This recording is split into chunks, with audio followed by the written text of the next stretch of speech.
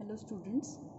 So this is the first practical, or this is the first program which I am going to show you, where I have just written in two ports some values. In port B I have written 55, and in port C I have written FF. Sorry, in port C I have written 55 and in port B I have written FF, and I am just complementing the port with a random delay.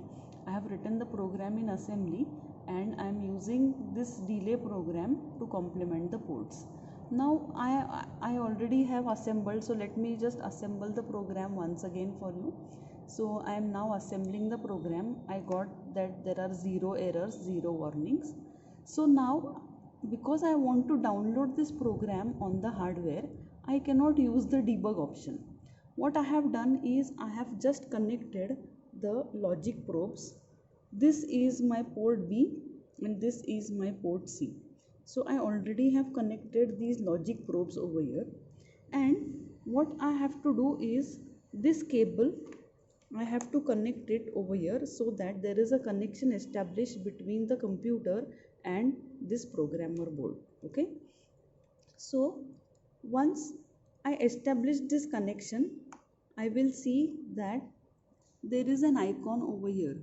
So you will see that sometimes the device is not recognized, but most of the times you will see that this particular device is recognized and I have a connection established between the hardware and the computer. So now once my program is ready, what I have to do is I have to use a software. I am using a software called SignUpRog. Okay, this SignUpRog, I am just opening this application. In this I am having the hex file which I have to download it to the microcontroller, and I have the programmer selected as the USB tiny programmer. The rest all values are default. To check whether my computer is connected to the hardware, I can just click on the fuses and there is an option of advanced. It says that reading fuses. Okay, so what are the options for the reading fuses? Understand, this is the option of log bits. If you look at the options, you will see that memory is not locked. Okay, so no lock on SPM and LPM bootloader. The user can use it anytime. Then I have another option of fuses, where I am having that my watchdog timer is disabled, then my SPI is enabled. Okay, the rest, that is my clock select options or my brownout reset, is disabled in this. Okay, so these are the default options which are kept over here. So I'm just saying okay for this. There is another option of low fuses. Here I'm saying that brownout detection is enabled, is not clicked. Okay, so brownout detection is actually disabled. And do you see this clock internal RC oscillator of 1 megahertz, startup time of 6 clock cycles plus 64 milliseconds. This is the default value which is going to be set. Okay, so these are the default settings which are done, and I'm just closing these fuses. Okay, I must now select the file which I want to download. So port B complement, this is my program, which is a extension is a hex file. Okay, so I'm saying save. As soon as I say save, this program is now considered, or it is now buffered in this application. Once I say program the flash memory, my memory is going to be programmed. Okay, so right now it said that it can't find the programmer. Let me just make the connection again.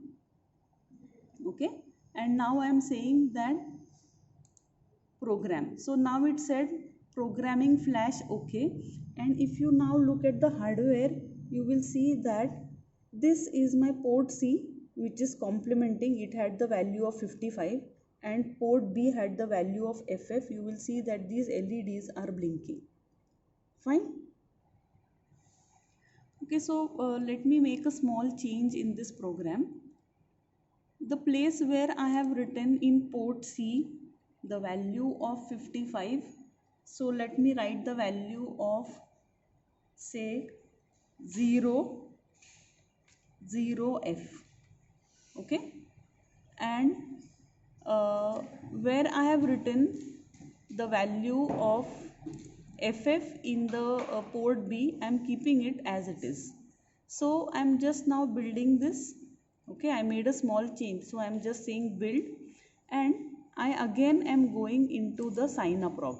Okay, here the file is already selected. This file is already selected, so I am now just saying programming the flash. So if you look at the hardware now, you will see that at port C I had changed it from 55, okay, where alternate LEDs were glowing. Now you will see that alternate nibbles are glowing. Okay, so 0 and F are complementing continuously. So this is how any change I make in the hardware software, I will see the output reflected during observation of the output on the hardware. Okay, so this is the basic practical or the basic introduction to how the program would be done. Fine. So thank you. Let us go over to the next part, next practical, you may say.